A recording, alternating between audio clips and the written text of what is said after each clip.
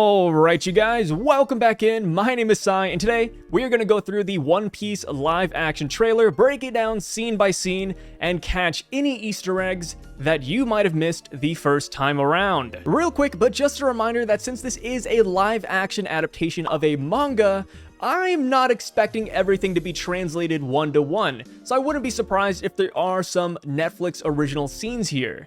So with that being said, let's hop into this. So to start things off, we are at Windmill Village, and we can even see Shanks' ship, the Red Force, in the background. Going on to the next couple of frames, we can actually see a Netflix original scene taking place. We see Luffy and he's walking around the Going Merry while it is being constructed. If you recall the anime or the manga, then you might remember that Merry was the one who gifted the Straw Hats this ship. But what sets the manga and the live action adaptation apart is that this ship was already built by the time Merry wanted to gift it to them. So having Luffy walk around the Merry as it's being built will be a brand new scene. One more thing that I do want to point out is that throughout this trailer, we can see Luffy sporting a brand new outfit for the live adaptation. On to the next frame, we see that Luffy is touching the figurehead for the Going Merry. And what's interesting about this is that behind him, you can actually see a dock with other pirate ships or vessels being built. If you recall Syrup Village from the anime, then you might remember that it is a simple farming town. So having an actual dock here is a little bit of an upgrade that the live action is going with. On to the next scene, we see a reimagined Baratier. Not only is it a lot bigger than the original one, but it also has a lighthouse at the top of it. If I had to take a guess, then I would say that this lighthouse will play a symbolic role when it comes to Zeph and Sanji's backstory. Also, one more thing I do want to point out from this scene is that Luffy is wearing his kitchen attire from his part-time job at the Baratier. On to the next shot, we have Shell Town. And I just want to say it, but it looks absolutely beautiful here in the live action. At the very top of Shell Town, you can actually see Axe-Hand Morgan's marine base. And one thing I am curious to see if they will adapt into the live action is Axe-Hand Morgan's giant bronze statue. But alas, if we don't get the giant Axe-Hand Morgan statue, we do have an Axe-Hand Morgan poster right behind Zoro at the execution ground in the very next scene. We see Luffy approaching Zoro on the post, and behind Luffy you can see that this marine base has also been upgraded. Instead of the rinky-dink fence we saw from the anime and the manga, it looks like this marine base actually has walls. Oh yeah, speaking of Zoro, we actually get to see Zoro in his full glory. And I'm actually very impressed by how he looks. I didn't think somebody with green hair would be portrayed so well in a live action adaptation. On to the next scene, we see another significant upgrade. The ship we see right here is actually the ship that Luffy and Zoro set off on once they leave Shell Town, which I just gotta say is a lot better than that small boat they sported in the anime. Going forward a little bit, we get a really interesting action scene. First up, Zoro is using two-sword style, blocking his attacks without even looking at him. The opponent he is facing seems to be a buggy pirate from the manga who somehow became a fan favorite despite not having a name. So it looks like the live action adaptation is actually giving him a full-fledged fight. Another thing I did find quite noteworthy about this is that this seems to be taking place at night in the middle of a forest, which again would be another live action original scene. Since in the anime and manga, Orange Town takes place all in the span of a singular day. In the next couple of frames, we finally get to see Emily Rudd as Nami with her iconic orange hair and her blue striped shirt. Judging from the background, I do not believe that this is the Going Merry. I think they're still on the small boat that they had when they departed Shell Town, which I will touch on here in a little bit because there's something more to that. So going onwards, we have the Lord of the Coast making his grand appearance, and wow, he looks much more menacing in the live action than he ever did in the anime. Judging from the fact that there's no one present on this boat and that this boat does have a little chunk missing from it, I would assume that this is right after the Lord of the Coast has consumed Higuma, everyone's fan favorite character. The next great appearance we have is the appearance of red-haired Shanks. And I am really curious to see how the live action will tackle this scene, because there are a plethora of memes of Shanks swimming in the water while fighting this guy.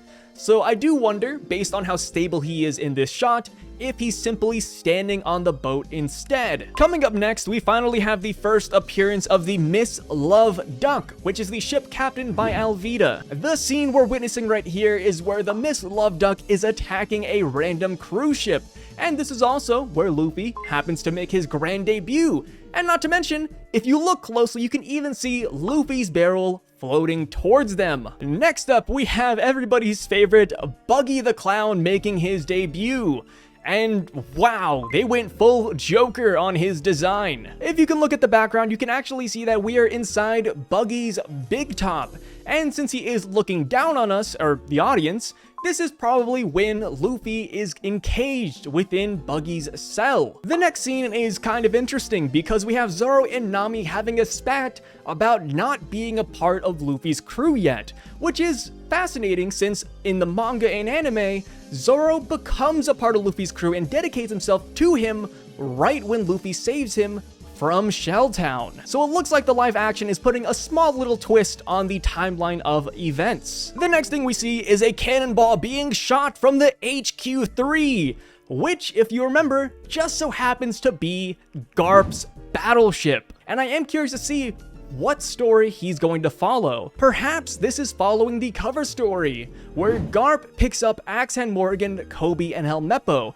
but they are shooting a cannonball in this trailer, so I do wonder if they do engage in nautical warfare. Next up, we have our first shot of Usopp on the Going Merry, and you can tell it's the Going Merry thanks to the sails in the background. What's fascinating about this scene though is that the Going Merry and Usopp are being barraged by cannonballs. In the previous frame, we saw Garp's ship shooting cannonballs. Do you guys think this is perhaps another Netflix original scene, or do you think this is just a coincidence? Speaking of the Merry, you can actually see some railing get knocked off on the side, and I really hope we get to see some of Usopp's patchwork in the live action. In the next sequence of events, we have Luffy drowning in the water thanks to a chain, and this is most likely taking place at the end of the Dawn Krieg fight. And going past that scene for a second, we have our first shot of Sanji, and based on the background, we can tell he is at Kokoyashi Village. What's most notable about Sanji, as most people have pointed out by now, is that he doesn't have his iconic swirly eyebrows. And I know some people are throwing a muck about that, but I just gotta say I am glad they went with normal eyebrows, because doing this in the live action would be absolutely cursed. Going back to the previous scene, we have Sanji jumping in the water and saving Luffy from his peril. And of course, this is still at the end of the Dawn Krieg fight. We take another giant cut back to Shelltown's Marine base, and we get our first look at the Marines in the live action, and they're sporting the Marine gear along with swords. And to combat them, we have Monkey D. Luffy, and the first glimpse at the Gomu Gomu no Mi. We have Luffy slinging a really mean pistol, and instead of seeing the finisher for it, we actually cut over to Luffy performing an uppercut on a random Marine. And true to anime fashion, this Marine goes flying after that attack. And next up in this showcase of skill, we have Zoro sporting his three-sword style. And while this does look vastly uncomfortable, it does look really dang cool. The next person to show off their combat abilities is Nami. Wait, Nami? Yeah, it looks like Nami is actually taking part in the Shelltown events. And if you recall from the anime and the manga, Nami was not present here. So having her be front and center, fighting alongside Luffy and Zoro, is another Netflix original choice. Also, if you look in the background, we can actually get a glimpse of Luffy falling on his butt. The next person to show off what they got is Usopp, where we finally see what his slingshot looks like in the live action. But what I am most curious about is that giant black or gray object right beside him. If I had to take a wild guess, I want to say that that is the head of the Bezin Black right after it falls on top of Luffy. And lastly, to round out the Straw Hat crew, we have Sanji performing a high X kick on Lieutenant Fullbody. This scene right here seems to be another Netflix original, since I don't recall Lieutenant Fullbody pulling out his pistol on anybody during his time at the Baratier. So now we cut back to Luffy, who is sitting in his favorite spot on top of the Merry. And what's interesting about this is that you actually do not see the Straw Hat Jolly Roger on the sail. And if you recall, that is one of the very first things that Usopp does to the Mary when he joins the crew. The next shot we get is the barrel scene, where all of the Straw Hats declare their dreams as they leave Logtown. In terms of timeline, this is the farthest event we have shown to us in the trailer. If I had to take a guess, I want to say that this is actually where season 1 might end. And now, onto the final sequence of events, we have Luffy using his very first Gomu Gomu no pistol in the series against Alvida aboard the Miss Love Duck. Two notable things I do want to point out with this is, one, Kobe is here in the background, and two, this is taking place at night, whereas in the anime and manga, this is supposed to take place during the day. So I do wonder if the adaptation will have a little mini adventure on the Miss Love Duck before this scene takes place. In the next frame, we see what Luffy's rubberized fist looks like in the live action.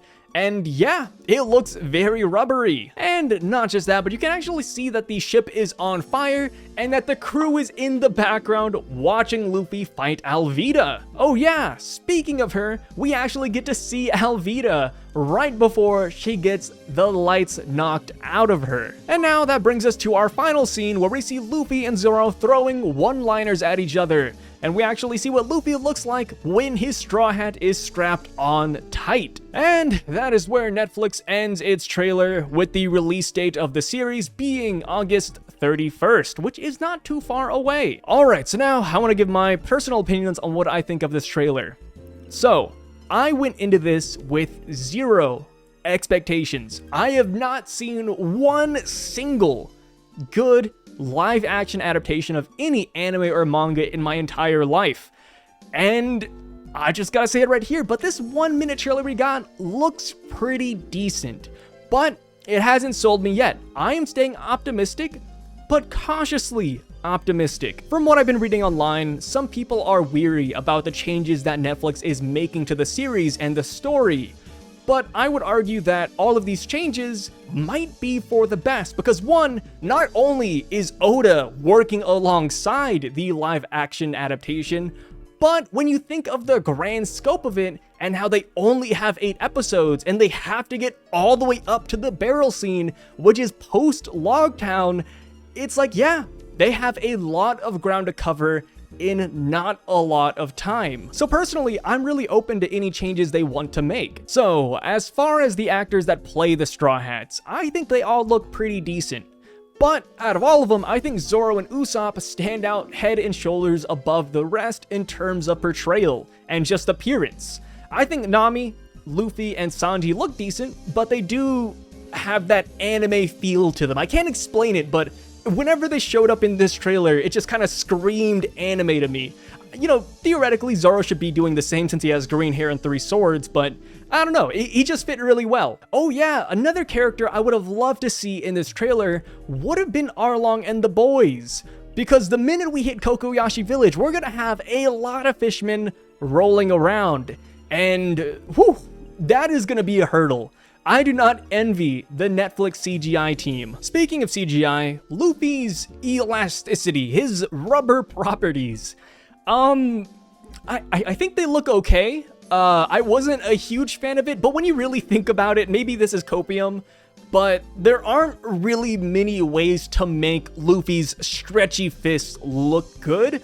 So I want to go out on a limb and say this is probably the best we're ever gonna get, in our time period at least. So I don't want to dog on Luffy's fist too much, but I have heard people saying that if they could chew on Luffy's fist, they probably would, which is a really interesting comment. One thing I am curious about is how serious the series is going to take itself, because One Piece has a lot of serious notes and there's a lot of serious storylines in there, but also it's goofy. There's a lot of silly scenes in this show. So I do wonder what the tone is going to be. Will they find that perfect balance, or will they go more serious? Because based on this trailer, it seemed pretty gung-ho on the serious note. And that could just be the soundtrack going off and making me assume that.